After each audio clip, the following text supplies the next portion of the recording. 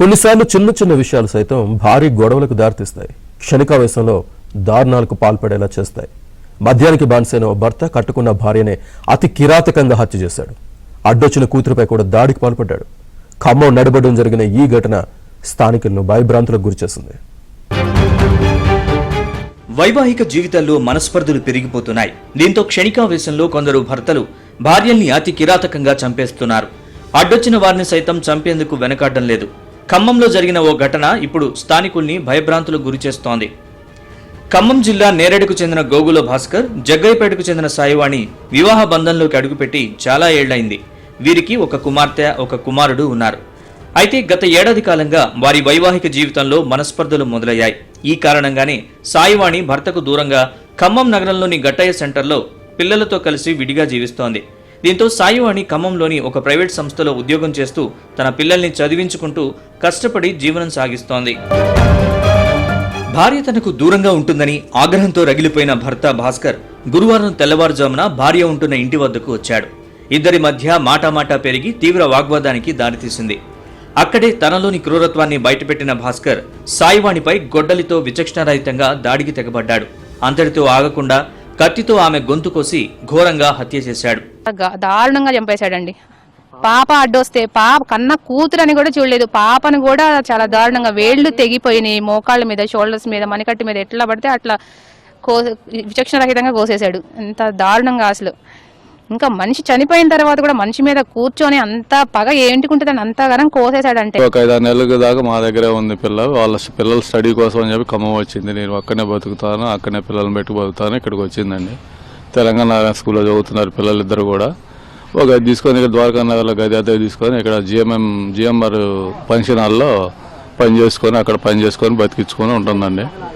మరి తెలంగాణ ఏదో వచ్చాడంట, డోర్ తీసి సపరేట్ కాగానే వచ్చి కత్తి తీసుకొని ఇంట్లో పోయి పొడిసి ఇలా చేశాడంట. అది పిల్ల మా మనవరాలు కూడా అడ్డపడితే కూడా మా మనవరాలను కూడా కత్తితో అలా ఇలా పిల్లకు కూడా ఏళ్లు దిగిపోయి గాయాలైనాయి.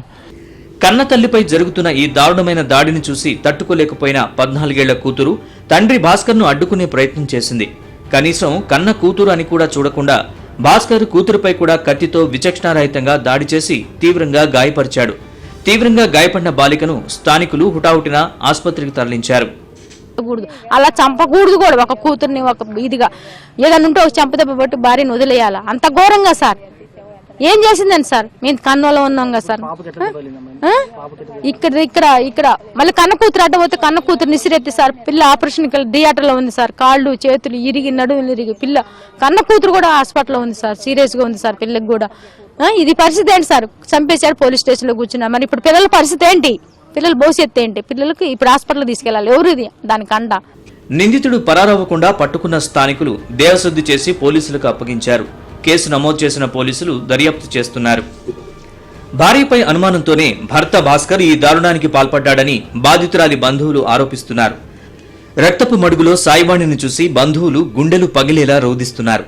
ఇంతటి ఘాతుకానికి పాల్పడ్డ నరరూప రాక్షసుణ్ణి కఠినంగా శిక్షించాలని మృతురాలి తల్లి కోరుతోంది. గొడవలున్నాయి. అయితే సంవత్సరం కింద ఇడిపోయారు. తాగి రావటం, ఏం పని బాగుండటం, పిల్లని అనుమానించడం, పిల్లని కొట్టడం ఆయన చేస్తుంటే జగ్గేపేటలో కూడా మేము తిప్పలు పెట్టిండు.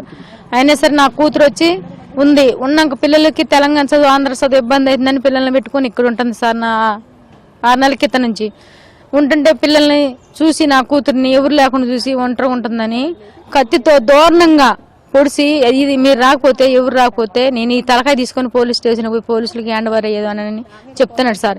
ఇలాంటి ఘోరం ఇంకొక తల్లి బాధపడకూడదు, ఇంకో పిల్లలు అనాథ కాకూడదు, ఇంకో పిల్లలు ఇబ్బంది పడకూడదు. ఇలాంటి భయం రావాలంటే గవర్నమెంట్ తీసుకురావాలంటే ఊర్చి చేస్తేనే ఇంకొకసారి ఎవరైనా చేయగలుగు భయం అనేది ఉంటుంది. ఇలాంటి దారుణాలు సమాజంలో ఎన్నో కుటుంబాల్ని, మరెంతో మంది పిల్లల జీవితాల్ని చిదిమేస్తున్నాయి. భార్యాభర్తల మధ్య మనస్పర్ధలు, సమస్యలు ఉండడం సహజమే అయినప్పటికీ వాటిని పరిష్కరించుకునే మార్గాల్ని వెతకాలి తప్ప ఇలాంటి కిరాతకమైన హింసకు పాల్పడడం అత్యంత హేయమైన చర్య.